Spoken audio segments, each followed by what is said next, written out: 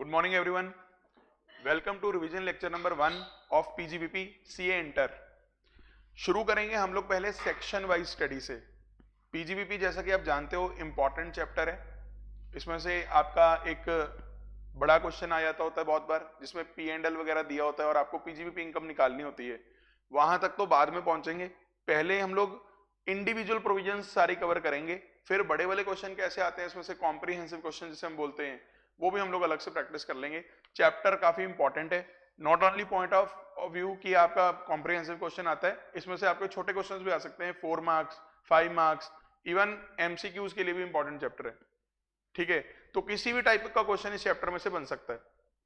तो पहले आपको यह पता होना चाहिए कि ये चैप्टर जो स्टार्ट होता है ये होता है सेक्शन नंबर 28 से और जाता है 44 डीबी तक। पर सारे चैप्टर हमारे सीए इंटर में नहीं है, सारे सेक्शन सीए इंटर में नहीं है। काफी सारे सेक्शंस आप इसके सीए फाइनल में जाके कवर करते हो, क्योंकि ये जो चैप्टर है कंपनीज से रिलेटेड बहुत है। और क्योंकि पीजीबीपी अगर आप सोचो बिजनेस एंड प्रोफेशन कंपनीज बहुत बार करती हैं, पर कंपनीज की असेसमेंट वगैरह हमारे सीए इंटर में नहीं है। तो पहले एक आइडिया ले लो अब सेक्शंस का। सेक्शन नंबर 28 हमारा चार्जिंग सेक्शन है। इस सेक्शन में वो सारी बातें लिखी हुई हैं जिन्हें आप पीजीबीपी इनकम मान के चलोगे, यानी जो चीजें सेक्शन 28 में लिखी गई उस पे बिना कोई किंतु परंतु करे उसे किस हेड में टैक्सेबल कर देना, पीजीबीपी। सेक्शन नंबर 29 ये बात करता है हाउ टू कंप्यूट पीजीबीपी। ये तो बस ये बोलता है कि सारे सेक्शन लगा लेना हमारे आगे जो पीजीबीपी के हैं और उसके मुताबिक पीजीबीपी निकाल लेना, प्रॉफिट्स और गेन निकाल लेना। तो सेक्शन 29 ऐसा कहीं यूज नहीं होगा, पर सारी इनकम निकलेगी इसके हिसाब से। अब 28-29 के बाद यहां मैंने एक हेडिंग बनाई हुई है, देखो, expenses specifically allowed under this head. अब होता क्या है, प्रॉफिट्स कैसे निकलते हैं? प्रॉफिट्स निकलते हैं revenue minus expenses,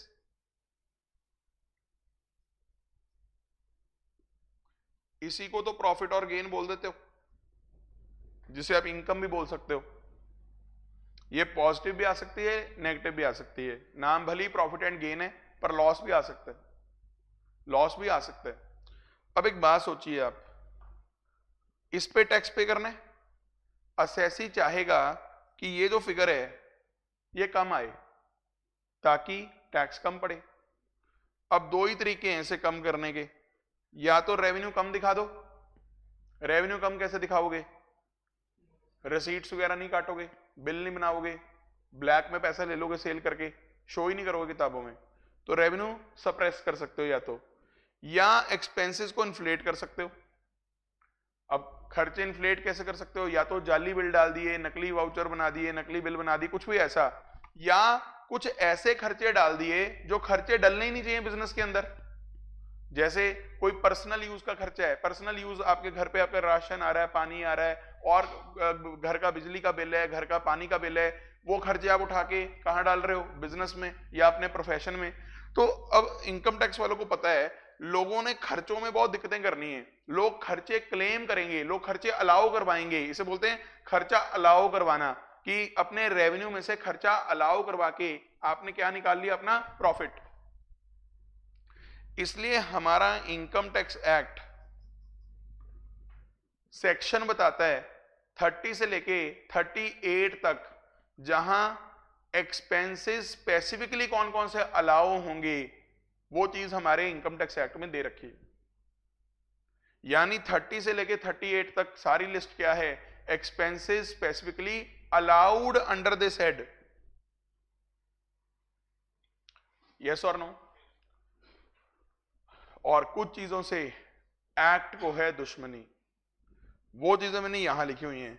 expenses not deductible under this head, यानी अगर आपने उसको नहीं डाल रखा एक्सपेंस में तो बड़ी अच्छी बात है, क्योंकि हमने वैसे भी इसको लेस नहीं करना था, नॉट डिडक्टेबल। लेकिन अगर आपने उसको लेस कर रखा है और प्रॉफिट निकाल रखा है ऐसे, तो हम इसे क्या कर दिया करेंगे? Add back. इसे बोलते हैं खर्चा डिसअलाउ हो गया। इसे क्या बोलते हैं? खर्चा डिसअलाउ हो गया। अगर रेवेन्यू में से माइनस कर रखा है और एक्ट भी अलाउ कर रहा है, इसे हम बोलते हैं खर्चा अलाउ हो गया। लेकिन अगर आपने खर्चा डेबिट कर रखा है लेकिन वो खर्चा नहीं अलाउ कर रहा हमारा इनकम टैक्स, उसे बोलते हैं खर्चा डिसअलाउ हो गया। सर डिसअलाउंस के लिए कौन कौन से सेक्शन है? उसके लिए सुनिएगा कौन कौन से सेक्शन है डिसअलाउंस के लिए। एक तो सेक्शन है 40, एक सेक्शन है 40A और एक सेक्शन है 43B। मेन ये तीन सेक्शन आप सीए इंटर में पढ़ते हो डिसअलाउंसेस वाले। अकेला 40, उस 40 के अंदर एक 40 क्लॉज ए है, एक 40 क्लॉज बी है और एक 40 क्लॉज बी ए है। 40 क्लॉज बी अगर आपको याद हो, ये पार्टनरशिप फर्म से रिलेटेड है। 40B याद आ रहा होगा आपको कुछ कुछ। फिर एक 40 बड़ा ए है, ये वाला 40 बड़ा ए। एक ध्यान रखना, ये 40A है छोटे वाला, ये ऊपर जो मैं मेंशन कर रहा हूं 40 क्लॉज ए है, ये 40A है। और एक डिसअलाउंस का सेक्शन कौन सा पढ़ते हो आप? 43B। ये तीन मेन सेक्शन है विच आर रिलेटेड टू डिसअलाउंसेस। उसके बाद हमारे कुछ सेक्शन और हैं इधर उधर के इस चैप्टर में। जैसे एक सेक्शन है ये वाला 41, ये सेक्शन डील करता है डीम्ड इनकम, यानी अगर 41 के किसी सब सेक्शन में आप आ गए उसे पीजीबीपी मान लिया जाएगा, इररिस्पेक्टिव क्या आपका बिजनेस वो चल रहा है इस ईयर में या नहीं चल रहा। जैसे आपको याद होगा एक पॉइंट था recovery of bad debts. Bad debts पहले अलाओगे खर्चे में, बाद में अगर उनकी रिकवरी होगी it is a deemed income. किस हेड की? पीजीबीपी की, चाहे वो बिजनेस बंद भी हो चुका हो, अगर उस बिजनेस की भी रिकवरी होगी that will be taxable under section 41। और किस हेड में टैक्सेबल है? पीजीबीपी। क्या आपको मेरी बात समझ में आ रही है? अभी तक का रिपीट करता हूं। 28 चार्जिंग, 29 हाउ टू कंप्यूट, 30 से लेकर 38 अलाउंसेस जो जो लाउड है, 40 बढ़ाए, 43B डिसअलाउंसेस, ये तीन, 41 डीम्ड इनकम, यस और नो। फिर थोड़ा सा आगे बढ़े यहां पे 43 सीए साहब, इस सेक्शन में अमेंडमेंट है बजट 2020 के थ्रू। आपको ध्यान होगा एक पॉइंट आप पढ़ते थे स्टैम्प ड्यूटी वैल्यू वाला, 105% तक अगर डिफरेंस है, याद आ रहा है, तो हम लोग वो दिक्कत नहीं करते थे स्टैम्प ड्यूटी वैल्यू वाली। ये 105 का एक्ट ने कर दिया 110, आपके लिए काफी इंपॉर्टेंट रहेगा। बजट 2020 की अमेंडमेंट है, मैंने कहा आज ही बता दूंगा, तो आगे भी कवर करूंगा बट आज ही मैंने आपके दिमाग में डाल दिया। यस और नो। 43 सीए के बाद बस ये दो चीजें ये वाली रह जाती हैं, एक बुक्स ऑफ अकाउंट और ऑडिट। भाई किस किस ने बुक्स मेंटेन करनी है हमारे इनकम टैक्स एक्ट की, 44AA में बता रखा है, और ऑडिट किसने करवाना है 44AB में बता रखा है। 44AB में भी एक जबरदस्त अमेंडमेंट है बजट 2020 के थ्रू। तो इस चैप्टर में अगर आप मुझसे पूछो क्या अमेंडमेंट्स हैं, द आंसर इज यस। बहुत बड़ी अमेंडमेंट्स नहीं है कि बहुत ज्यादा आपको काम बढ़ेगा, लेकिन छोटी छोटी अमेंडमेंट्स हैं जो आपके पेपर के लिए इंपॉर्टेंट हो सकती हैं। यस और नो। और लास्ट में जाके हम लोग पढ़ते थे प्रिजम्पटिव इनकम्स, 44AD, ADA और AE। ये प्रिजम्पटिव इनकम्स क्या होती थी आगे जाके रिपीट करूंगा, मैं आगे जाके बताऊंगा, अभी जरूरत नहीं है। तो मैं एक बार फटाफट से एक फ्रेमवर्क तैयार करता हूं दोबारा से आपके पीजीबीपी के सेक्शंस का। 28, 29 देखो जरा साथ साथ में, यहां से लेफ्ट साइड से शुरू है 28, 29 चार्जिंग और हाउ टू कंप्यूट। 30 से लेके 38 सेंटर वाला सारा ये जो मेरा लिखा हुआ है सेंटर में, सारा क्या है अलाउंसेस, क्या क्या चीजें अलाउड है पीजीबीपी के अंदर। हालांकि इसमें एक सेक्शन ऐसे है जो डिसअलाउंस की बात करता है, कौन सा सेक्शन था वो किसको याद है? बिल्कुल सही, ये वाला जो सेक्शन है ना पर्टिकुलरली ये डिसअलाउंस की बात करता है, ये पॉलिटिकल पार्टीज के केस में डिसअलाउंस की बात करता है, पढ़ाऊंगा आगे। इसके राइट साइड पे तो क्या आता है 40 बड़ा है, 43B ये डिसअलाउंसेस हैं। उसके बाद मैंने बीच में क्या आता है 41 डीम्ड इनकम्स, 43 सीए साहब जिसमें अमेंडमेंट है, 44 AA और AB बुक्स ऑफ अकाउंट और ऑडिट, और 44 AD, ADA और AE प्रिजम्पटिव। आई होप एक सेक्शन वाइज स्टडी आपको क्लियर होगी होगी कि कैसे कैसे मैंने बताई। एक छोटी सी चीज और बता देता हूं, अभी एक सेक्शन किया करते थे हम, अगर आपको याद हो 32 AD bad W, Bihar, Telangana, west, याद है कि नहीं, जहां पे इन्वेस्टमेंट अलाउंस मिला करता था कि अगर आप प्लांट एंड मशीनरी बाय करते हो तो आपको 15% हम इन्वेस्टमेंट अलाउंस देंगे अलग से, डेप्रिसिएशन तो देंगे देंगे, इन्वेस्टमेंट अलाउंस भी देंगे। सर क्या उसमें अमेंडमेंट आ गई है? यस, बहुत बहुत बहुत बहुत बहुत जबरदस्त अमेंडमेंट है। 32 एडी खत्म हो गया है प्रीवियस ईयर 2021 से। प्रीवियस ईयर 2021 से 32 एडी ऑमिट हो गया है। सर वो क्यों? क्योंकि ये 1 अप्रैल 2015 से लेके 31 मार्च 2020 तक ही लग रहा था, इन्होंने आगे एक्सटेंड नहीं किया। सर इससे तो हमारे आंसर्स में फर्क आएंगे? बिल्कुल आएंगे, बिल्कुल आएंगे, बहुत आएंगे। क्योंकि याद करो इन एरियाज में जहां हमारे यूनिट्स होते थे वहां एडिशनल डेप्रिसिएशन का रेट भी 35% होता था। तो अब इसकी वजह से कहां कहां चेंज आएगा मुझे ये भी बताना पड़ेगा, और आपके पेपर के लिए तो ये बहुत इंपॉर्टेंट रहेगा। यस और नो? तो आइए प्रभु का नाम लेके स्टार्ट करते हैं सेक्शन नंबर 28। थोड़ा जल्दी पढ़ाऊंगा इसको। कौन कौन सी चीजें हमारे पीजीबीपी में टैक्सेबल हैं? पहली, जितना भी प्रॉफिट और गेन आपने कमाया किसी बिजनेस या प्रोफेशन से जो कैरी ऑन किया आपने during the previous year. Sir business और प्रोफेशन में क्या फर्क है? देखो बिजनेस को भी डिफाइन किया हुआ है मेन नोट्स के अंदर, any adventure, any commerce, any trade, इस तरह की कोई चीज आप करते हो वो बिजनेस है। प्रोफेशन वो है जिसमें आपको कोई सिस्टमैटिक बॉडी ऑफ नॉलेज या कोई सर्टिफिकेट चाहिए। पर मैं आपको बताऊं हमारे इस पूरे चैप्टर के लिए बिजनेस में या प्रोफेशन में हमें ज्यादा अंतर करने की जरूरत नहीं है, क्योंकि दोनों का जो इनकम निकालने का तरीका है वो काफी हद तक सेम है।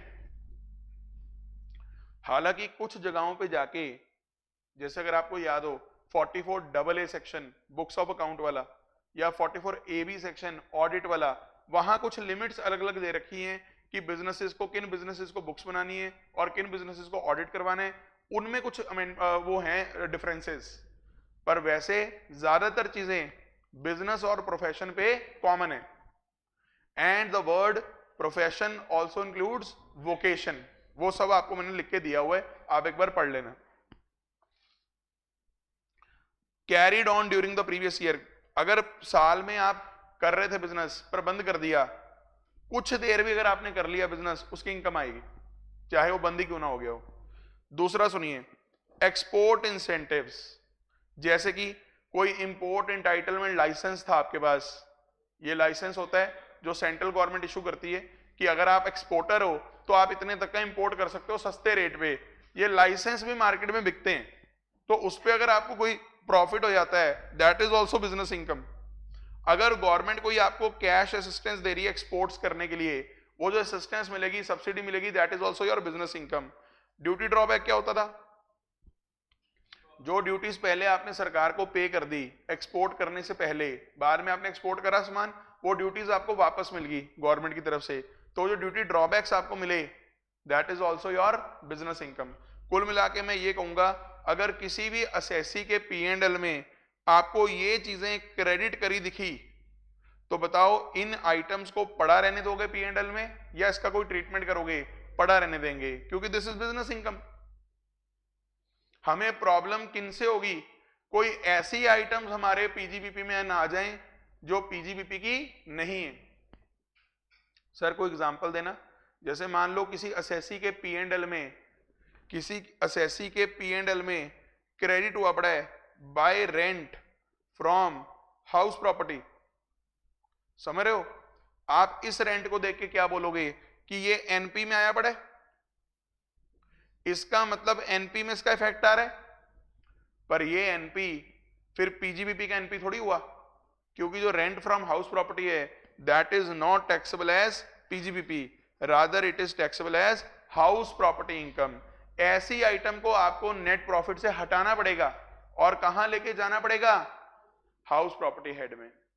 लेकिन जो आइटम बताओ, अगर किसी एसएससी के P&L में यहां लिखा रहा है by sale of import entitlement license और इसकी फिगर आ रही है यहां, बताओ क्या इसे पड़ा रहने दोगे या इसे हटाओगे? यहां से पड़ा रहने दोगे क्योंकि ये पीजीबीपी इनकम है। यस और नो? थर्ड पॉइंट, आपको कोई गिफ्ट मिला, बेनिफिट मिला, परक्विजिट मिला अराइजिंग फ्रॉम बिजनेस और प्रोफेशन। एक डॉक्टर ने किसी अमीर आदमी की जान बचा ली और उस अमीर आदमी ने बदले में डॉक्टर को माला माल वीकली कर दिया, उसे गाड़ी दे दी, उसे कुछ भी गिफ्ट कर दिया, वो सारी चीजें जो उसको अराइज हो रही है in the course of business और profession that is taxable as PGBP.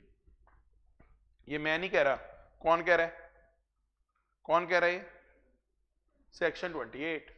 Even इसमें एक बात याद रखिएगा, मैंने आपको एग्जांपल दिया था क्लास में जॉली एलएलबी वाला, अगर आपको ध्यान हो, जो जॉली एलएलबी फर्स्ट फिल्म थी ना अरशद वारसी वाली, उसमें अरशद वारसी वो वकील अपने आप खुलवाता है वो केस, क्योंकि उसने वो गाड़ी से अमीर आदमी ने किसी को कुचला होता है गरीबों को, तो गरीब की आवाज बनता है वो और उनको न्याय दिलवाता है।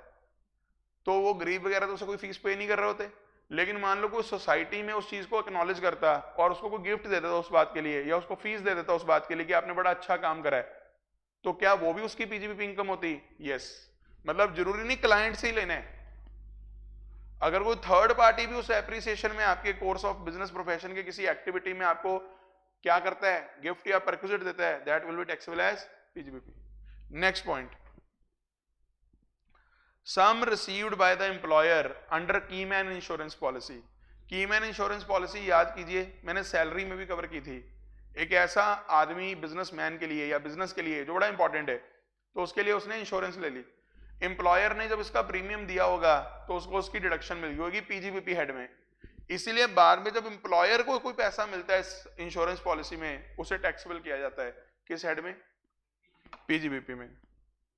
अगला पॉइंट इतना इंपॉर्टेंट नहीं है, कोई ट्रेड या प्रोफेशनल एसोसिएशन है, ये अपने मेंबर्स के लिए कोई सर्विसेज परफॉर्म कर रही है और उससे रिलेटेड कुछ इनकम कर रही है, तो उसकी पीजीबीपी इनकम आती है। हालांकि बहुत जगहों पे इन्हें एक्सेम्पशंस मिली हुई हैं, सेक्शन नंबर 1023 मैंने मेंशन किया होगा आपकी बुक के अंदर, इसको थोड़ा सा मैंने समझाया हुआ है, पढ़ लेना उसको, पर ज्यादा इंपॉर्टेंट नहीं है। नेक्स्ट पॉइंट, ये इंपॉर्टेंट है भाई, ये क्या है?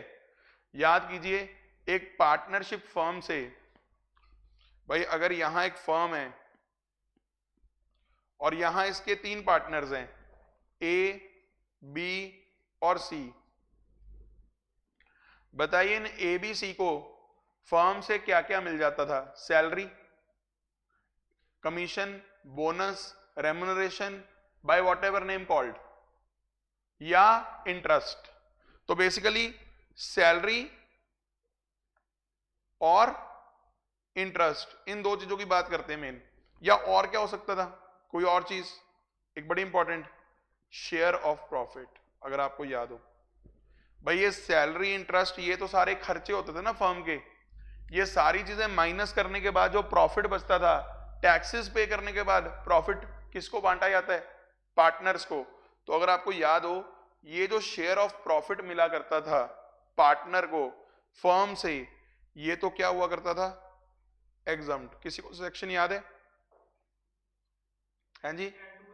10(2)(a). इसका लॉजिक मैंने आपको सिंपल सा ये दिया था कि जो प्रॉफिट्स मिल रहे हैं पार्टनर्स को, वो उसके ऊपर ऑलरेडी कौन टैक्स पे कर चुका है? फर्म पे कर चुकी है, तो पार्टनर्स के लिए वो एग्जम्प्ट है। इतना याद आ गया?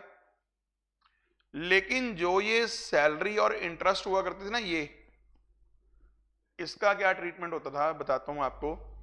ये सैलरी या इंटरेस्ट ना पार्टनरशिप फर्म को अलाउ हो जाती थी, but only to a certain limit. वो लिमिट कहां दे रखी थी? सेक्शन 40B में।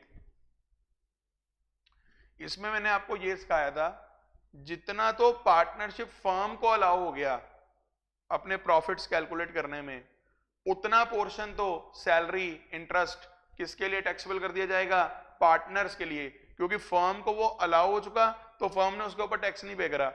लेकिन जितना पोर्शन फर्म ने एक्सेस पे कर दिया लिमिट से, वो फर्म को अलाउ नहीं होगा, वो फर्म के प्रॉफिट्स में एड बैक हो गया होगा।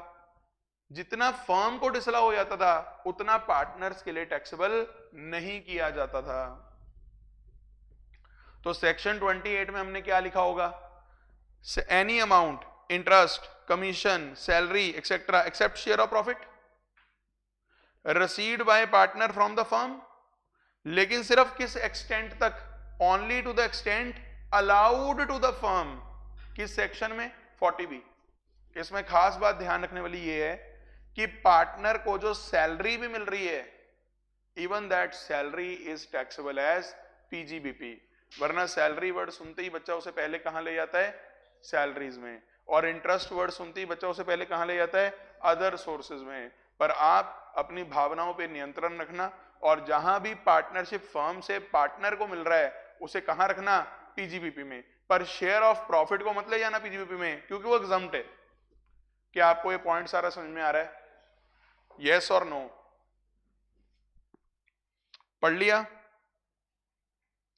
पक्का? अगला पॉइंट सुनिएगा सेक्शन 28 का। अगर किसी आदमी को अमाउंट रिसीव होती है, किसी बिजनेसमैन को अमाउंट रिसीव होती है, किसी बिजनेस को अमाउंट रिसीव होती है कैश में या काइंड में, अंडर एन एग्रीमेंट, क्या agreement? For not carrying out any activity in relation to business और अ प्रोफेशन। प्रोफेशन वर्ड यहां पे बाद में ऐड हुआ था बट अभी आपके लिए एप्लीकेबल है। इसका सबसे अच्छा एग्जांपल है नॉन कम्पीट फीस, कि भाई मैं आपसे कंपटीशन नहीं करूंगा, मेरे को पैसे दे दो। तो जो पैसे मिल रहे हैं कंपटीशन ना करने के, that is also taxable as PGBP. और दूसरा पॉइंट क्या इसके अंदर, नॉट शेयरिंग एनी, यानी मैंने एग्रीमेंट की है किस चीज का, for not sharing know how, patent, copyright. मतलब कोई मेरे पास पेटेंट है, कॉपीराइट है, सामने वाला मुझे उसकी पेमेंट कर रहा है कि ये आप किसी और के साथ शेयर ना करना, I am ready to pay you for that, तो that is also taxable as PGBP. पर दोनों में शर्त क्या है? शर्त ये है it is not taxable under the head capital gains. Mainly ये सेकंड के साथ ही शर्त होती है वाली, it is not taxable under the head capital gain. क्यों?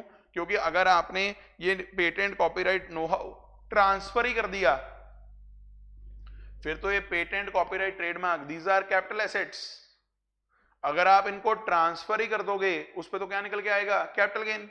लेकिन अगर आप उसे ट्रांसफर नहीं कर रहे, सिर्फ शेयर ना करने का एग्रीमेंट कर रहे हो और बदले में पैसे ले रहे हो for a specific period, that is not taxable under the head capital gains, that is taxable under the head PGBP.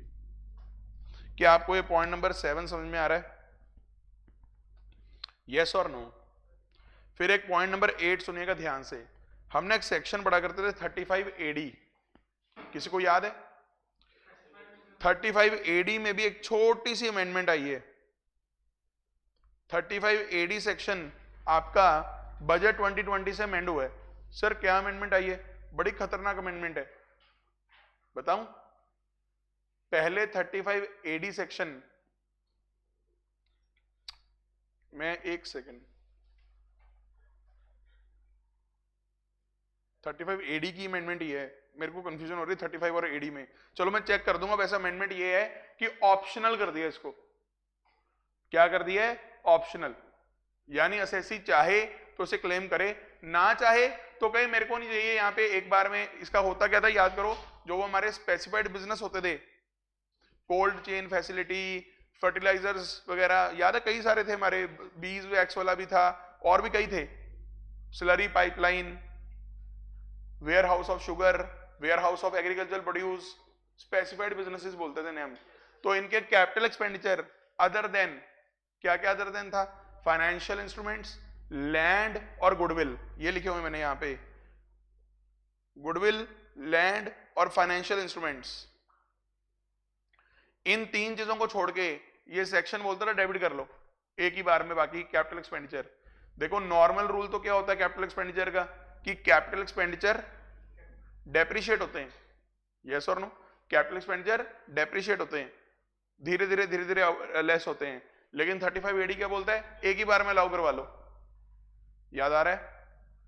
अब इससे रिलेटेड सेक्शन 28 में ये पॉइंट लिखा हुआ था कि जिस एसेट का आपने 35 एडी में अलाउंस ले लिया, जिस एसेट का जिसका कॉस्ट आपने 35 एडी में अलाउ करवा लिया, कल को अगर उसकी सेल हुई, ट्रांसफर हुई, डिमोलिशिंग हुई, कुछ भी हुआ और उसके बदले कुछ भी सम अगर आपको रिसीव हुआ, वो सम आपका हमेशा हमेशा हमेशा किस हेड में टैक्सेबल होगा? पीजीबीपी। हालांकि इस पॉइंट को आप आइसोलेशन में नहीं पढ़ सकते हो क्योंकि इसके साथ ना आपको एक चीज और पढ़नी पड़ती थी, 35 एडी सबसेक्शन 7B। अगर आपको कुछ कुछ याद हो कि अगर 8 इयर्स के अंदर अंदर आप उसको ट्रांसफर कर देते हो, फिर उस केस में डीम्ड इनकम निकला करती थी। तो ये पॉइंट मैं आगे से अपने आप रिलेट करवाऊंगा, अभी नहीं। समझ आ रही है मेरी बात? पर अभी एक चीज माइंड में बिठा लो कि 35 एडी वाला अगर मेरा एसेट है जिसका मैंने अलाउंस ले लिया था 35 एडी में, कल को जब मैं उसे सेल करूंगा, ट्रांसफर करूंगा, डिमोलिश करूंगा, उस पर जो भी मुझे सम रिसीव होगा, हमारा एक्ट क्या बोलता है, उसे किस हेड में टैक्सेबल करूंगा? पीजीबीपी में।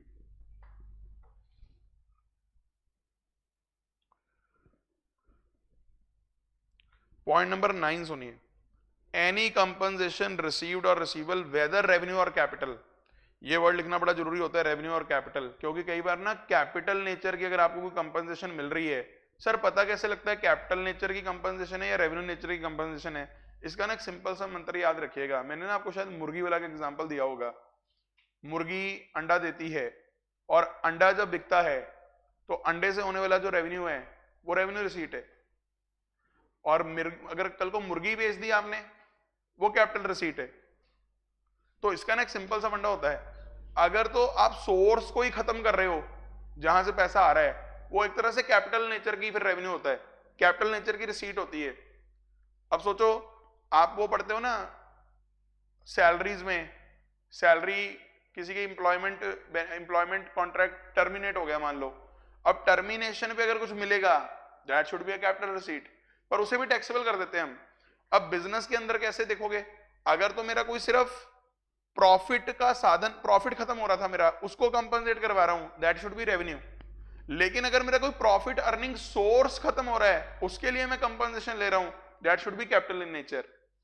तो हमारा लॉ तो यहां पे बोलता है कि अगर कोई टर्मिनेशन हो रही है या मॉडिफिकेशन हो रही है कोई टर्म्स एंड कंडीशंस की बिजनेस से रिलेटेड, और उसके बदले आपने क्या ले लिया, कंपनसेशन। अब वो कंपनसेशन चाहे कैपिटल नेचर का चाहे रेवेन्यू नेचर का है, उसे मैंने हमेशा किसमें रखना है, पीजीबीपी। देखो मेन नोट से ना आप जरूर इसकी रीडिंग करना सारी, क्योंकि मेन नोट्स में लैंग्वेज थोड़ी और ब्रॉड लिखी हुई है, यहाँ पे बहुत शॉर्ट करके लिखा हुआ सारा कुछ। मेन नोट्स में ये 3 साढ़े 3 पेज है आपके, यहाँ पे हमने एक पेज में सारा कुछ कवर किया हुआ है। आप मेरी बात समझ रहे हो? तो थोड़ी लैंग्वेज आपको पढ़नी पड़ेगी सेक्शन 28 की। पर मैं इतना कहना चाह रहा हूं कि अगर कोई बिजनेस से रिलेटेड कॉन्ट्रैक्ट है जिसमें आपने कोई मॉडिफिकेशन करी या टर्मिनेशन करी और बदले में आपको क्या मिल गई, कंपनसेशन, फिर वो कंपनसेशन चाहे कैपिटल नेचर की हो चाहे रेवेन्यू नेचर की हो, उसे क्या माना जाएगा, पीजीबीपी।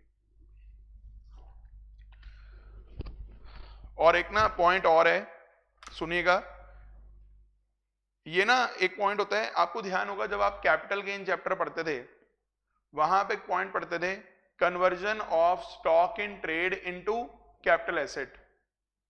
याद करो वहां मैंने एग्जांपल दिया था कि एक ज्वेलरी शॉप से, मैं उल्टा बोल रहा हूं, conversion of capital asset into stock in trade. सही बोल रहा हूं गलत बोल रहा हूं?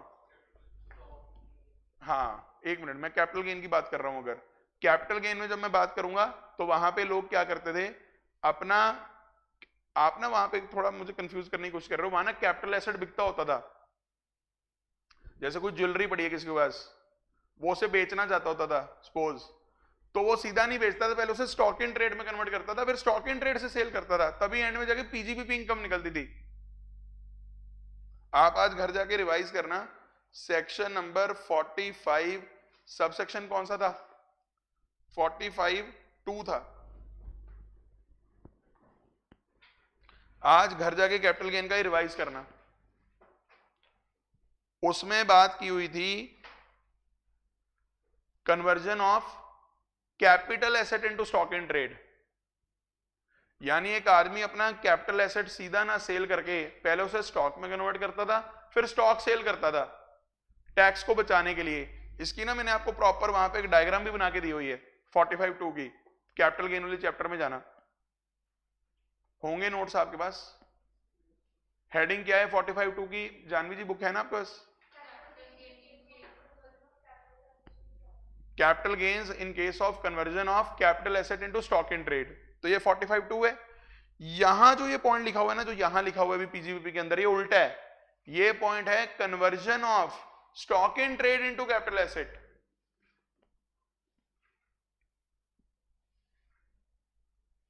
आप देख सकते हो, इन्वेंट्री बोले तो स्टॉक इन ट्रेड। आपको मेरी बात समझ में आ रही है कि नहीं आ रही है? तो मैं आपको बता दूं, ये पॉइंट भी आपके लिए इंपॉर्टेंट है, पीजीबीपी में लिखवाया भी हुआ है आपको। ये जहां सेक्शन 28 है ना, सेक्शन 28 ये बोलता है कि जैसे ही कोई आदमी स्टॉक इन ट्रेड को किसमें कन्वर्ट कर लेगा, कैपिटल एसेट में, उसकी कन्वर्जन होते ही पीजीबीपी इनकम आ जाएगी। यानी एक बार के लिए आप ये मान के चलो कि आपने स्टॉक बेच दिया, चाहे आपने उसे किसमें कन्वर्ट किया है, कैपिटल एसेट में। सपोज करो एक ज्वेलरी पड़ी है शॉप में, अभी वो स्टॉक इन ट्रेड है, इस ज्वेलरी को उठा के अपने घर पे रख लिया, घर पे रखते ही ये ज्वेलरी क्या बन गई, कैपिटल एसेट। ऐसी ट्रांजैक्शन करते ही आपकी पीजीबीपी इनकम निकल आएगी। किसको बेस लेके, fair market value of the inventory, fair market value of the stock in trade, क्योंकि बेचा तो आपने है नहीं उसे, कोई सेलिंग प्राइस तो होगी नहीं, तो कौन सी प्राइस को लेके, फेयर मार्केट वैल्यू। तो प्लीज इन दोनों को मिक्स ना कर देना, ये 45(2) यहां मत लिखना, ये उल्टा है, 45(2) का उल्टा केस है। पर मैंने आपको क्या बोला, आज घर से क्या पढ़ के आना, 45(2), ताकि आपकी इसकी रिवीजन हो। और यहां पे क्या, वहां क्या हो रहा है 45(2) में, conversion of capital asset into stock in trade, और यहां क्या हो रहा है, conversion of stock in trade into a capital asset. क्या आपको मेरी बात समझ में आ रही है? और ये किस ईयर में निकला ये income, in the year of conversion. वैसे कॉमन सेंस लगाओ, बाद में कैपिटल एसेट बिक भी सकता है, अभी तो ये कैपिटल एसेट बना है, बाद में ये ट्रांसफर हो सकता है। तो बताओ जब ये ट्रांसफर होगा तब कैपिटल गेन निकलेगा, तब ये फेयर मार्केट वैल्यू क्या बन जाएगी, कॉस्ट प्राइस। हाँ कि ना? ये कॉन्सेप्ट आपने बिल्ड किए हुए हैं सारे, यस और नो?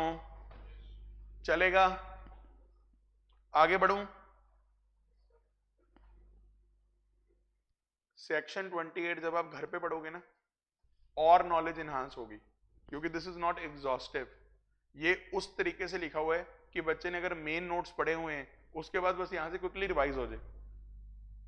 आज जाके 28 रिवाइज कर लोगे। जहां मेन बुक है ना आपकी 29 का भी मैंने उसके अंदर एक फॉर्मेट बना रखा है, उस फॉर्मेट को भी देख के आना। उसमें हमने प्रॉफिट से शुरू किया हुआ है और उसमें कुछ चीजें एड लेस कर करके पीजीबीपी इनकम निकाली हुई है। ये मैं तब डिस्कस करूंगा जब हम बड़े क्वेश्चंस को डिस्कस करेंगे, 2-4। ठीक है, अभी मैं आगे बढ़ रहा हूं। सेक्शन नंबर 30, वो एक्सपेंसेस जो इस एक्ट में specifically allowed to be deducted हैं, 30 से लेके 38। पहले 30 पे आ जाओ। 30 में क्या होगा, rent, rates, taxes, repair and insurance for hired building. अगर आपकी बिल्डिंग ऐसी है जो आपने हायर पे ले रखी है, रेंट पे ले रखी है, तो उसका रेंट, टैक्सेस वगैरह सब अलाउ हो जाएगा। कौन से टैक्सेस की बात कर रहा है, म्युनिसिपल टैक्सेस। बताइए म्युनिसिपल टैक्सेस पे कोई और खास पॉइंट है? हाँ जी, रिटर्न की डेट से शुक्र है आपने ये नहीं कहा कि पेमेंट बेसिस पे अलाउ करूंगा। पेमेंट बेसिस वाला जो पॉइंट है वो हाउस प्रॉपर्टी का है।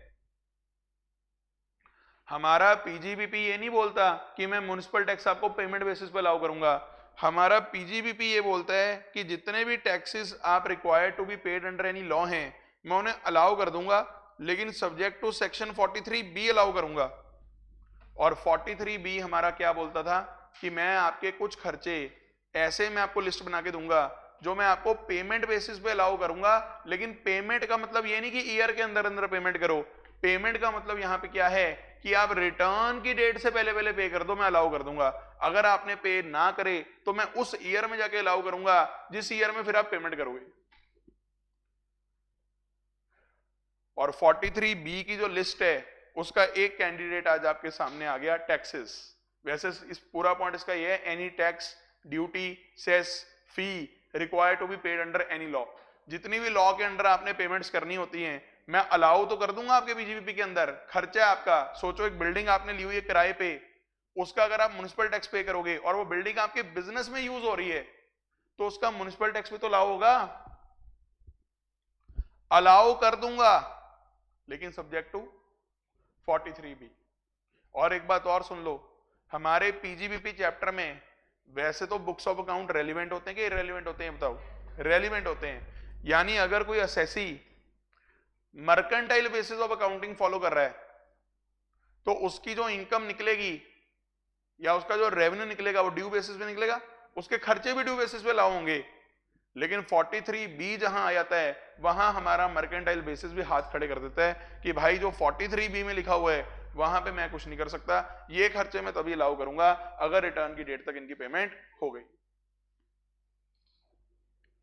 सर अगर हम अपनी खुद की बिल्डिंग, अगर हम खुद की बिल्डिंग हम यूज कर रहे हो अपने बिजनेस या प्रोफेशन में, तो याद रखिएगा खुद की बिल्डिंग अगर खुद के बिजनेस या प्रोफेशन में यूज करोगे, पहली बात तो उसका नॉशनल रेंट आप डेबिट नहीं कर सकते कि मैं market value of rent debit कर लेता हूं, नहीं कर सकते। अपॉर्चुनिटी कॉस्ट अलाउ नहीं होते हमारे पीजीबीपी में। सर ये बताओ क्या इस बिल्डिंग से related repair, maintenance, municipal tax ये सब अलाउ होगा? ये सब अलाउ हो जाएगा, सिर्फ मैंने ये लिखा है नोशनल रेंट नॉट अलाउड, बाकी सब अलाउड है। और इसी प्रॉपर्टी से रिलेटेड एक पॉइंट और होता था, ऐसी प्रॉपर्टी हाउस प्रॉपर्टी के चार्जिंग सेक्शन से बाहर हो जाती थी। याद आ रहा है पॉइंट कि नहीं आ रहा? यस और नो? सबको क्लैरिटी है? सेक्शन नंबर 31 बात करता है प्लांट मशीन वगैरह की, प्लांट मशीन फर्नीचर। सही बताऊं हमारे इनकम टैक्स एक्ट में ना यही 4 मेन टेंजिबल एसेट्स हैं, buildings, plant machine, furniture. Plant machine तो एक ही मान लो, 3 ही मान के चलो आप, बिल्डिंग्स, प्लांट और मशीनरी एंड फर्नीचर।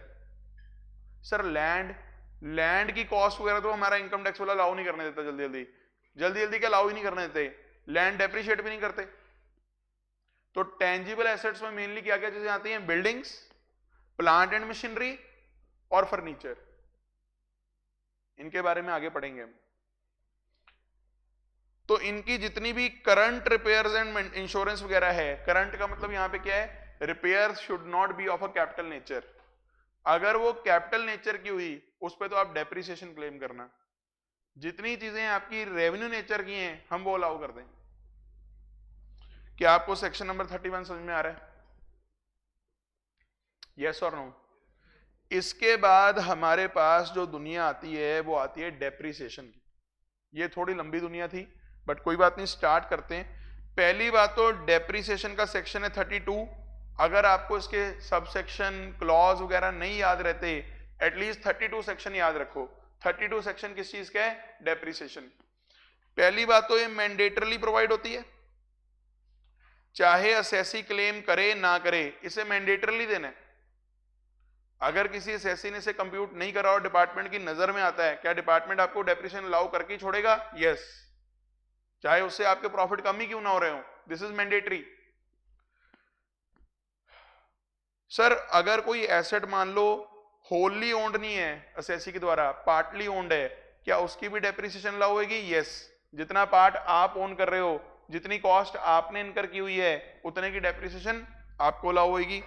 और सर अगर कोई एसेट पार्टली यूज हो रहा हो, यानी पार्टली बिजनेस प्रोफेशन में यूज हो रहा है, पार्टली पर्सनल यूज में यूज हो रहा है, तो जितना पोर्शन आपके बिजनेस प्रोफेशन में यूज हो रहा है उतना अलाउ हो जाएगा। अब सबसे पहले मैंने यहां पे रखे हैं डेप्रिसिएशन के रेट्स। तो यहां पे देखो, एक बिल्डिंग आ गया, एक फर्नीचर फिटिंग आ गया, एक प्लांट मशीन आ गया। अगर आप नोटिस करो इसके बाद तो बस इनटेंजिबल एसेट्स हैं,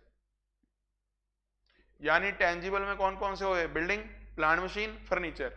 बिल्डिंग के अंदर अगर आप नोटिस करो तो 3 तरह के ब्लॉक्स आ रहे हैं। आपको याद होगा हमारे इनकम टैक्स में डेप्रिसिएशन कैसे अलाउ होती थी? ब्लॉक कंसेप्ट पे। यानी इनकम टैक्स वाले डेप्रिसिएशन अलाउ करते थे एसेट की इंडिविजुअली नहीं, ब्लॉक के ऊपर डेप्रिसिएशन लगाते थे। अब ये ब्लॉक की वैल्यू कैसे निकलती थी, इसके ऊपर रेट कैसे लगते थे, इसके कई एग्जाम्पल मैंने आपको क्लास में करवाए हुए हैं। बट एक बार के लिए मैं आपको सिर्फ ये बताता हूं कि रेट्स क्या क्या थे हमारे डेप्रिसिएशन के। ब्लॉक की कैलकुलेशन बाद में करते हैं। तो बिल्डिंग के अंदर 3 ब्लॉक होते थे। अगर तो आपके पास कोई रेजिडेंशियल बिल्डिंग है, हो बिजनेस में यूज रही है आपके, पर बिल्डिंग कौन सी है? रेजिडेंशियल, 5%। अगर कोई बिल्डिंग आपकी ऑफिस है, गोडाउन है, फैक्ट्री है, वो कितना रेट है? 10%। और अगर आपकी कोई प्योरली टेम्परेरी इरेक्शंस हैं, कोई वुडन स्ट्रक्चर वगैरह आपने तैयार करा तो 40%। ये 3 रेट होते थे। अगर क्वेश्चन साइलेंट हुआ तो बताओ कौन सा वाला रेट लगा के आओगे आप पेपर के अंदर? 10%। क्या आपको मेरी बात समझ में आ रही है? हाँ कि ना? उसके बाद दूसरा ब्लॉक हमारा था फर्नीचर एंड फिटिंग्स का। फर्नीचर वो जैसे आप चेयर पे बैठे हो, आप बेंच पे बैठे हो, ये सब फर्नीचर है। और जितने हमारे घरों में कबर्ड्स होते हैं जो फिट हो जाते हैं दीवार के अंदर ही, वो फिटिंग्स हैं। होती लकड़ की हैं पर फिट हो जाती हैं। फर्नीचर एंड फिटिंग इस तरह वर्ड यूज होता है। और फर्नीचर फिटिंग में इलेक्ट्रिकल फिटिंग्स भी शामिल हैं, जैसे कोई वायरिंग हो रही है, स्विचेस लग रहे हैं, सॉकेट्स लग रहे हैं, पंखे लग रहे हैं, ये सब फर्नीचर फिटिंग का ही पार्ट बन जाते हैं। इसके ऊपर भी रेट क्या है? 10%। एक ही रेट है, एक ही ब्लॉक है। तो ज्यादा तंग नहीं हुए हो इसके अंदर। तीसरे जो हमारे एसेट्स हैं वो हैं प्लांट एंड मशीन। अब प्लांट एंड मशीन का जो जनरल रेट है इसको बोलते हैं जनरल रेट।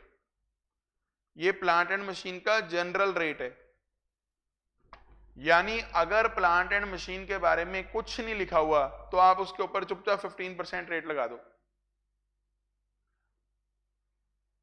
लेकिन अगर नीचे लिखे में से प्लांट एंड मशीन आ गई तो फिर ये वाले रेट लगाने पड़ेंगे जो मैं नीचे आपको बताऊंगा।